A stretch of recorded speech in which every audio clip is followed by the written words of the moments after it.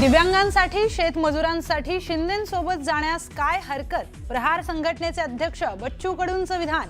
तर निरोप आल्यास शिंदेंसोबत नक्की चर्चा करू. विधान परिषदेच्या उमेदवारीबाबत स्पष्ट केली भूमिका.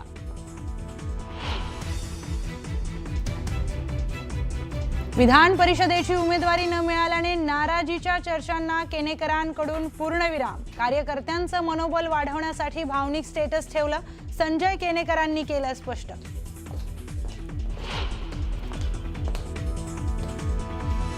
संध्याकाळपर्यंत राष्ट्रवादीच्या विधान परिषदेसाठी उमेदवाराचं नाव घोषित होणार. तर संख्याबळानुसार आमच्याकडे एकच जागा. प्रदेशाध्यक्ष सुनील तटकरेंची माहिती. कुणाला उमेदवारी मिळणार याची उत्सुकता शिगेला.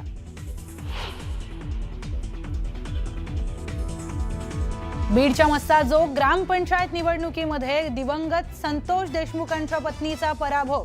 स्वरूपानंद देशमुख 92 मतांनी विजय. पुढील आठवड्यामध्ये विधिमंडळाचं एक दिवसीय विशेष अधिवेशन होणार. न्यूज 18 मराठीला सूत्रांची माहिती. महिला आरक्षणाच्या मुद्द्यावर घेणार विशेष अधिवेशन.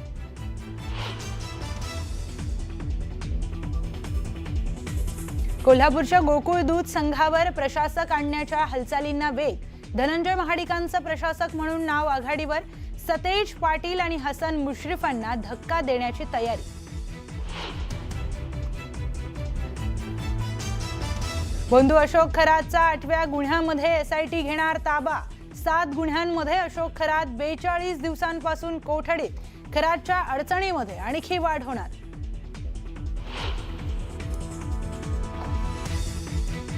हल्ल्यानंतर जैब अन्सारी पळून न जाता आणि घरी गेला आणि काळी कपडे घातली. आयसिस नुसार हल्ल्यानंतर व्हिडिओ करत असल्याचा पोलिसांचा संशय.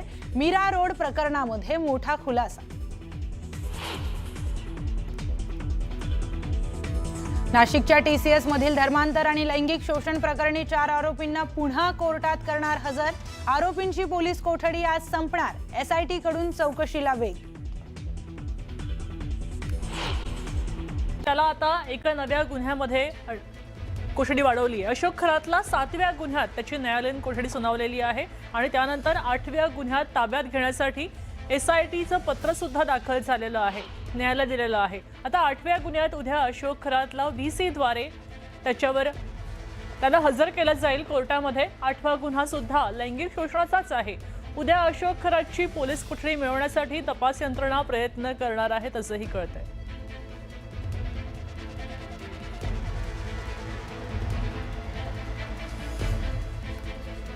मी तुमच्या शहरात आहे, मंच पण तुमचा आहे. 2 दिवस दरबार लागणार आहे. कोणी केलंय हे भाष्य? शहर तुमचं, मंच तुमचा, तुमच्या दरबारात या चमत्कार दाखवतो असं आवाहन बागेश्वर बाबांनी केलंय. अंधश्रद्धा निर्मूलन समितीच्या श्याम मानव यांना दिलं आणि यावर चमत्कार सिद्ध केला. तर 2023 मध्ये 30 लाख रुपयांचं बक्षीस होतं, ते आता 80 लाख रुपयांचं केलंय. पळून न जाता चमत्कार दाखवा असं श्याम मानव म्हणाले. स्वतःला संत म्हणवता तर भाषा जपून वापरा असंही श्याम मानवांनी सांगितलंय.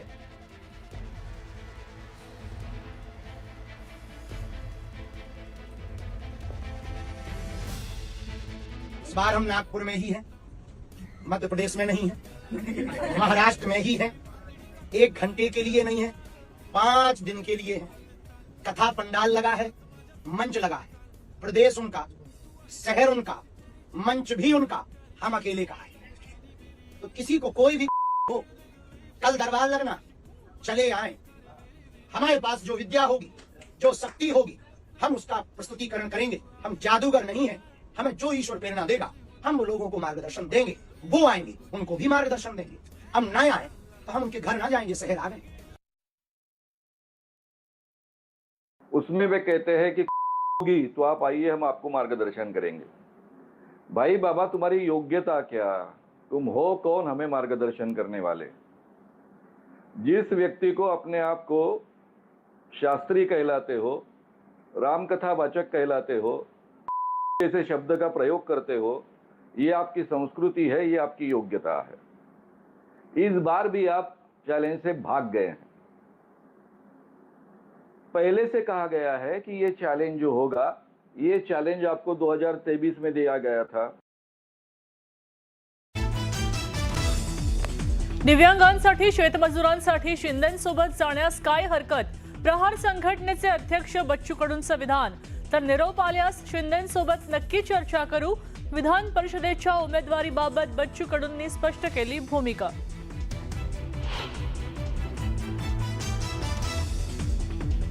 विधान परिषदेवर संधी न मिळाल्यानं संजय केनेकरांची नाराजीची चर्चा. व्हॉट्सअॅपवर ठेवलेल्या भावनिक स्टेटसमुळे चर्चांना उधाण. मात्र मी नाराज नाही. नाराजीच्या चर्चेनंतर केनेकरांची भूमिका स्पष्ट.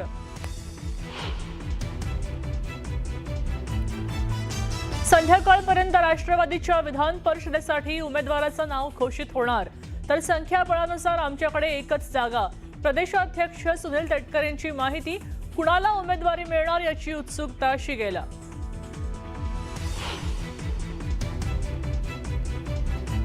बीडच्या मस्साजोग ग्रामपंचायत निवडणुकीमध्ये दिवंगत संतोष देशमुखांच्या पत्नीचा पराभव.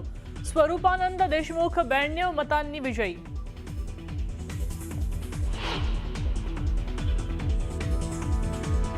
पुढील आठवड्यात विधिमंडळाचं एकदिवसीय विशेष अधिवेशन होणार. न्यूज 18 मराठीला सूत्रांची माहिती. महिला आरक्षणाच्या मुद्द्यावर घेणार विशेष अधिवेशन.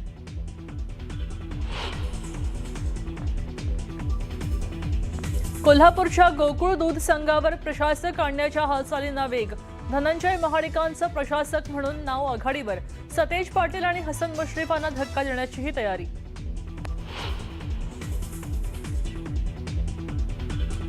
बंधू अशोक खरातच्या 8व्या गुन्ह्यात एसआयटी ताबा घेणार. 7 गुन्ह्यांमध्ये अशोक खरात 42 दिवसांपासून कोठडीत. खरातच्या अडचणीत आणखीन वाढ होणार.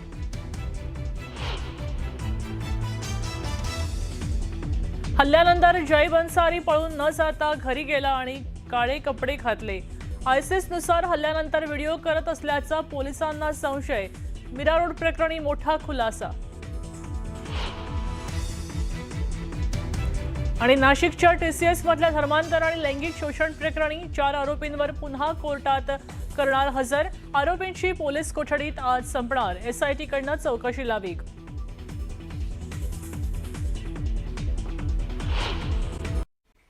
एकीकडे झाडे लावा आणि झाडे जगवा असा संदेश सरकार देत असताना पुणे महानगरपालिकेत महापौर बंगल्यातील तब्बल 20 झाडं ही कापण्यात आल्याचा धक्कादायक प्रकार समोर आलाय. मात्र ही झाडं कशासाठी कापण्यात आली याचं कारण अद्याप अस्पष्ट आहे. झाडं तोडायचं असल्यास त्यासाठी नोटीस द्यावी लागते. मात्र पालिका प्रशासन काय प्रक्रिया राबवतंय हे समोर आलेलं नाहीये. वृक्ष संवर्धन विभागाचे रवींद्र कांबळे यांनी 12 मार्चला महापौर बंगल्यातील झाडांच्या फांद्या छाटण्याचा प्रस्ताव दिलेला होता. त्याला घोले रोड क्षेत्रीय कार्यालयाने मंजुरी दिली आणि यावरती महापौर यांनी आधीच झाडं तोडण्यात आल्याचं सांगितलेलं आहे. आणि याचाच आढावा घेतला आमचे प्रतिनिधी अभिजित पोते यांनी.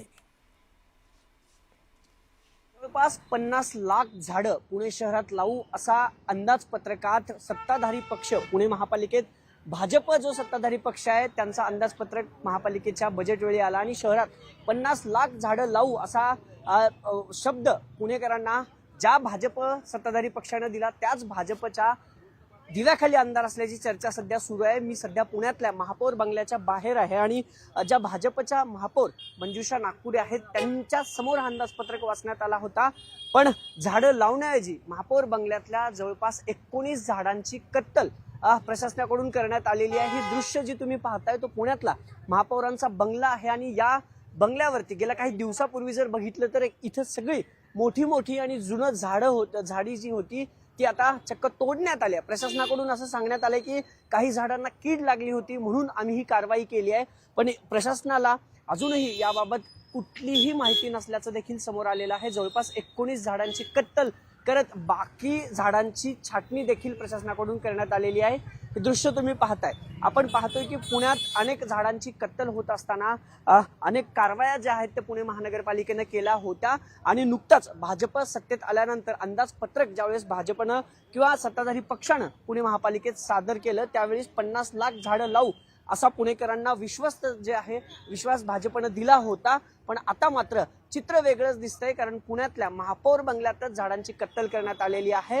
महापौरांकडून यावर अजून स्पष्टीकरण दिलं नाहीये पण महापौर बंगल्यातली ही दृश्य आपल्याला सगळं काही सांगून जात आहेत. झाडांची कत्तल झाली आहे. अनेक झाडं छाटणी करण्यात आले. नेमकं याचं कारण काय आहे महापौर आता यावरती काय स्पष्टीकरण देतात किंवा सत्ताधारी पक्ष खरं तर नाशिकचं प्रकरण आहे किंवा इतर प्रकरणात अनेक वाद जे आहेत ते निर्माण झाले होते. वृक्ष प्रेमींनी किंवा निसर्गप्रेमींनी अनेक ठिकाणी राज्यात विरोध केला होता, पण पुण्यातला हा सगळा धक्कादायक प्रकार चक्क महापौरांच्या जो शासकीय निवासस्थान आहे, महापौर बंगला ज्याला म्हटलं जातं, तिथंच या झाडांची कत्तल झाली आहे. आता महापौर यावरती काय स्पष्टीकरण देतात, ही झाडाची कत्तल नेमकं कुणाच्या सांगण्यावरून झालंय आणि या मागची नेमकं सगळी कारणं काय आहेत हे पाहणं महत्त्वाचं ठरणार आहे. कॅमेरा पर्सन सचिन हंचाटेसह अभिजित पोते, न्यूज 18 मराठी, पुणे.